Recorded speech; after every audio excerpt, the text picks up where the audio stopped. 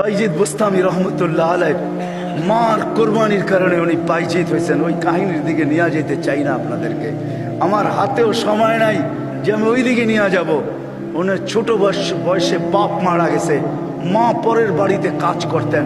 2 দিন পরে ভাবছেন আমি যদি এইভাবে ছেলেটাকে কোথাও না দিতে পারি তাইলে আমার ছেলেটা হারায়া যাবে। আমি তো মা পরের বাড়িতে কাজ করি। খুঁজতে খুঁজতে এক আল্লাহওয়ালার সন্ধান পাইছেন।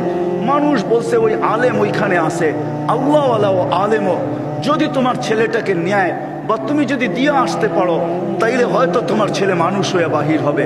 যে হাতে পায়ে ধরছেন, আমি বিধবা, আমার কোনো সন্তান নাই, স্বামী নাই, আমি পরের বাড়িতে কাজ করি, আমি চাই আমার ছেলেটা মানুষ হোক, আল্লাহওয়ালা হোক, দিনদার হোক, আল্লাহর এলেমওয়ালা হোক, আপনাদের মতো আলেম হোক, আপনি দয়া করে আমার ছেলেটাকে রাখেন।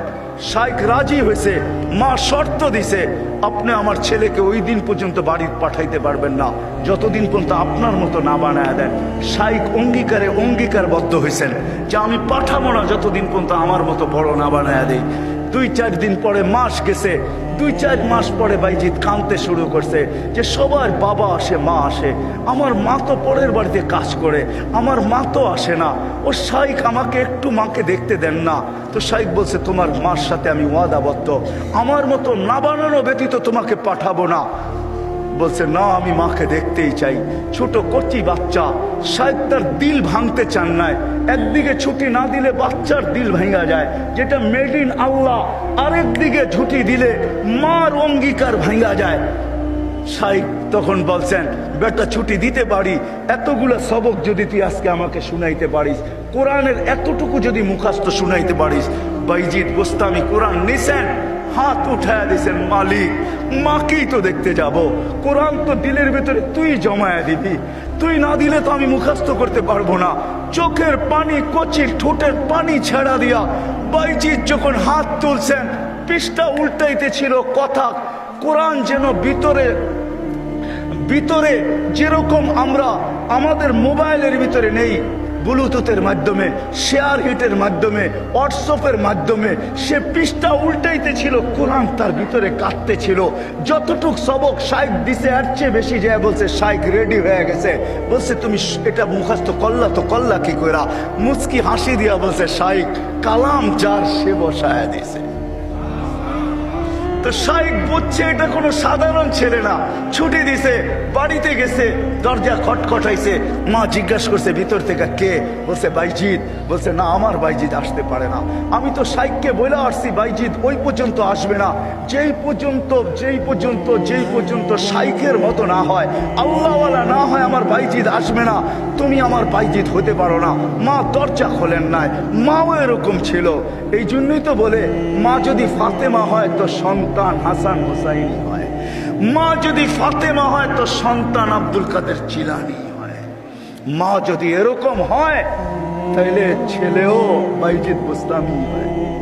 বাইজিদ ফিরে আসছে, এসে বলছে শাইখ আমাকে আর ছুটি দিবেন না। আম্মা দরজা খোলেন নাই। আম্মা মানতেই রাজি ছিল না যে আমি ওনার বাইজিদ। একাধারে যখন 1 বছর, 2 বছর, 12 বছর কাটা গেছে, তার পড়া কমপ্লিট হয়ে গেছে। 18 বছর বয়সে যখন শাইখ বাইজিদ বুস্তামি উপনীত হয়েছেন, পড়া কমপ্লিট, রাত্রে তাহাজ্জুদ পড়তেছেন, সেজদায় যখন কাঁদতেছেন, পড়া কাঁদতেছে, শাইখ ঘুমাইতেছে, আল্লাহর রসুল স্বপ্নে আসছেন। আর আয়েশা বলতেছে ওঠো, বাইজিদের কাছে যাও, তোমার মাথার পাগড়ি বাইজিদকে পড়াও, আমরা বেলায়েতের পাগড়ি বাইজিদকে আজকে পড়াইতে চাই। বাইজিদকে বলো সে যেন কাজ যায় শুরু করে। কমপ্লিট হয়ে গেছে, যাও। তার মা তার জন্য অপেক্ষা করতেছে। বৃদ্ধ হয়ে গেছে, কোন দিন দুনিয়ার থেকে চলে যায়। বাইজিদের মাথায় বেলায়েতের পাগড়ি আমি তোমার মাথায় পড়াইলাম, তুমি বাইজিদ উস্তাদ হিসাবে বাইজিদের মাথায় পড়ায় দাও। যা দেখে বাইজিদ রহমতুল্লাহ আলাইহি সেজদায় পড়ে কাঁদতেছেন। উঠাইছে উস্তাদ, বেটা ওঠ, হয়ে গেছে কাম। কি হয়ে গেছে? আল্লাহর রসুল পাগড়ি আমাকে পড়ায় দিয়ে গেছে, বলছে তোকে পড়ায় দিতে। বেলায়েতের দরজায় আল্লাহ তোকে পৌঁছায় দিছে, হুকুম আসছে যা মার পায়ে যা, আর কালকের থেকে কাজ শুরু কর। ওই দিন যা যখন দরজা খটখটাইছে, মা খুইলা জড়ায়া ধরছেন, আর খুইলা জড়ায়া ধরেন নাই, শুধু পানির গ্লাসের কথা আমরা শুনি, এটা তো কোনোদিন বাস্তবটা শুনি না। মা বুকে জড়ায়া ধরে নিয়া মাও দেখা ফেলছেন, মাও শোনা ফেলছেন, আল্লাহ রসুল মাকেও শোনায়া দিছে। মা বুকে জড়ায়া ধরে বলছে, আল্লাহ যেটুক পৌঁছাইছ বাকিটুক আমার দোয়ার দ্বারা পৌঁছায় দে। ওই দিন থেকে বাইজিদ অলিকুল শিরোমণি হয়ে গেছে, মা হাত তুলছেন। তো বাইজিদ বুস্তামি রহমতুল্লাহ জীবনীর থেকে আমি বাহির হয়ে গেছি। ওনার জীবনী পড়া দেখেন, কুকুর পর্যন্ত আমাদেরকে সতর্ক করে চলে যেতে হবে, থাকা যাবে না, কেউ থাকবে না। হায় হায়, আমরা যাত্রী, যাত্রা আমাদের চলমান।